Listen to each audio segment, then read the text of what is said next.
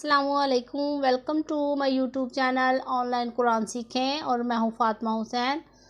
आज हम आपको सबक नंबर 15 में मीम साकिन के क़वाइद बताएंगे कि इदगाम शफ़वी क्या होता है, इख़फ़ा शफ़वी क्या होता है और इज़हार शफ़वी क्या होता है। लेकिन उससे पहले अगर आप हमारे चैनल पर नए हैं तो हमें लाइक कीजिए, सब्सक्राइब कीजिए और बेल के बटन को दबाना ना भूलें ताकि हमारी हर आने वाली नई वीडियो आप तक बआसानी पहुँच सके। और सवाब की नियत से शेयर कीजिए, सदका जारिया का हिस्सा बनिए। शुरू करते हैं अल्लाह ताला के बाबरकत नाम से। आऊज़ु बिल्लाहि मिनश शैतानिर रजीम, बिस्मिल्लाहिर रहमानिर रहीम। सबसे पहले दुरूद इब्राहिमी पढ़ते हैं। अल्लाहुम्मा सल्ली अला मुहम्मदिन व अला आलि मुहम्मदिन कमा सल्लैता अला इब्राहिम व अला आलि इब्राहिम इन्नका हमीदुम मजीद। अल्लाहुम्मा बारिक अला मुहम्मदिन व अला आलि मुहम्मदिन कमा बारकता अला इब्राहिम व अला आलि इब्राहिम इन्नका हमीदुम मजीद। शुरू करते हैं सबक नंबर 15। मीम साकिन के क़वाइद। मीम साकिन के 3 कायदे हैं: इदगाम शफ़वी, इख़फ़ा शफ़वी, इज़हार शफ़वी। इदगाम शफ़वी क्या होता है?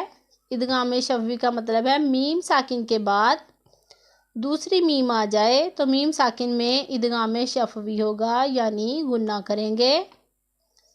मैं आपको इसकी मिसाल देती हूँ।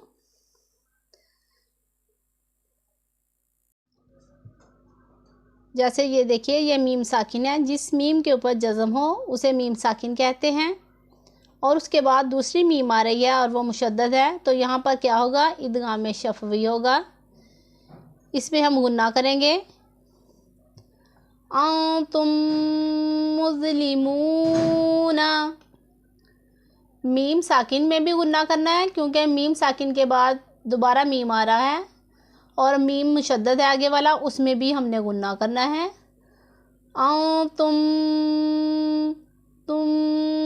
यही इदगाम है, इदगाम शफ़वी है। इदगाम का मतलब है एक लफ्ज़ का हरफ का दूसरे हरफ में मिल जाना। तुम मुज़लिमूना, और जो गुन्ना है उसकी मिक़दार 1-2 सेकंड की होगी। दूसरा कायदा है इख़फ़ा शफ़वी। मीम साकिन के बाद हरफ बा आ जाए तो मीम साकिन में इख़फ़ा शफ़वी होगा, यानी गुन्ना करेंगे। मीम साकिन कौन सा होता है? जिस मीम के ऊपर जज़म हो उसे मीम साकिन कहते हैं। अगर उसके बाद बा आ जाता है तो वहाँ पर हमने गुन्ना करना है, वहाँ पर इख़फ़ा शफ़वी होगा। उसकी मिसाल लेते हैं जी। ये देखिए कि ये मीम साकिन है और उसके बाद बा आ रहा है, तो यहाँ पर कौन सा कायदा लगेगा? यहाँ पर इख़फ़ा शफ़वी होगा, यानी मीम साकिन में हमने गुन्ना करना है और गुन्ना की मिक़दार 1-2-3 हरकत के बराबर होगी, या 1-2 सेकंड का आप अंदाज़ा लगा लें। इसे हमने किस तरह पढ़ना है? तुम बिही, तुम यही गुन्ना है। गुन्ना का माना है नाक में आवाज़ ले जाना।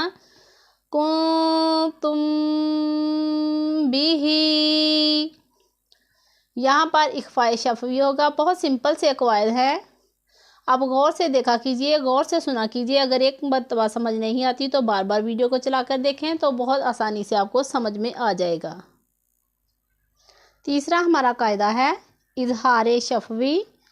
मीम साकिन के बाद हरफ बा और मीम के अलावा कोई भी हरफ आ जाए तो मीम साकिन में इज़हार शफ़वी होगा, यानी गुन्ना नहीं करेंगे।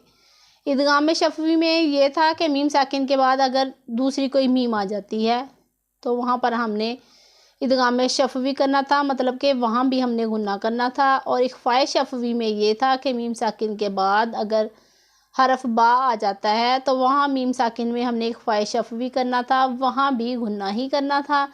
और इज़हार शफ़वी का मतलब, इज़हार का मतलब है ज़ाहिर करना।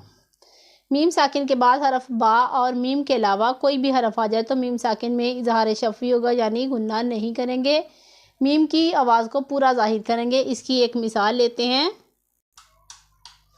जी। ये देखिए, ये मीम साकिन है। جس میم کے اوپر جزم ہوگی اسے میم ساکن کہتے ہیں۔ اس کے بعد تا آ رہا ہے، نہ تو میم آ رہا ہے اس کے بعد اور نہ ہی با آ رہا ہے، تو یہاں پر کیا ہوگا؟ یہاں پر اظہار شفوی ہوگا۔ اظہار کا مطلب ہے ظاہر کرنا۔ ہم میم کی آواز کو ظاہر کریں گے، غنہ نہیں کریں گے، اخفا نہیں کریں گے، یہاں پر اظہار ہوگا۔ علم تارا، علم تارا، میم کی پوری آواز آ رہی ہے۔ اور اس کی ایک مثال لیتے ہیں۔ میم ساکن ہے، اس کے بعد فا آ رہا ہے، تو یہاں ہم نے کس طرح پڑھنا ہے؟ ہم فیہا، ہم فیہا، اسے نہ ہی لمبا کرنا ہے، نہ غنہ کرنا ہے، نہ ہی اخفا کرنا ہے اس میں ہم نے۔ تو یہ ہمارا آج کا سبق ہو گیا، جس میں ہم نے آپ کو ادغام شفوی، اخفاء شفوی اور اظہار شفوی کے بارے میں بتایا ہے۔ میں اس کی ایک ایک مثال آپ کو دے دیتی ہوں۔ میم ساکن ہے، اس کے بعد میم آ رہا ہے، تو یہاں پر کون سا قاعدہ آئے گا؟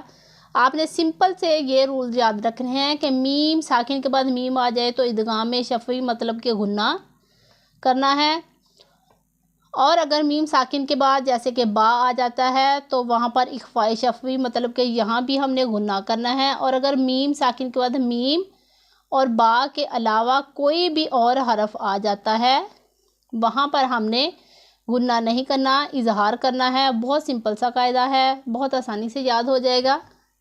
آپ کو ادغام شفوی کی ایک مثال دیتے ہیں۔ میم ساکن اس کے بعد میم آ رہا ہے، تو کس طرح پڑھنا ہے؟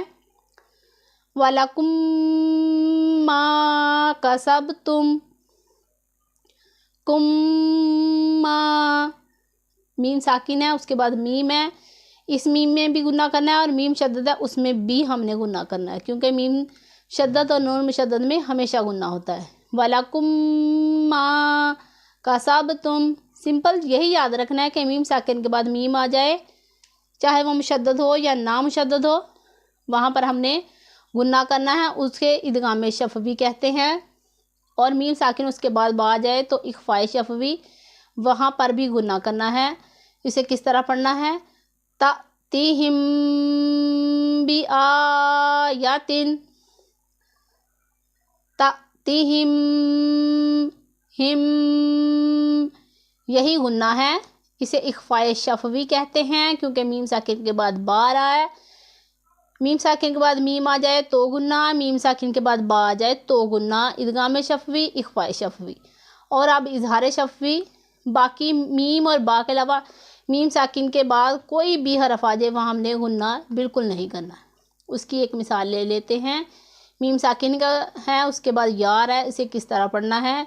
لم یلد، لم یلد، میم کی پوری آواز ظاہر ہو رہی ہے، لم، لم، ظاہر کرنا، اظہار کرنا، اسے ہی اظہار کا قاعدہ کہا جاتا ہے، جہاں یہاں پر اظہار شفوی ہوگا۔ آج کے لیے اتنا ہی، امید کرتی ہوں آپ کو اچھی طرح سے میم ساکن کے قواعد سمجھ میں آ گئے ہوں گے۔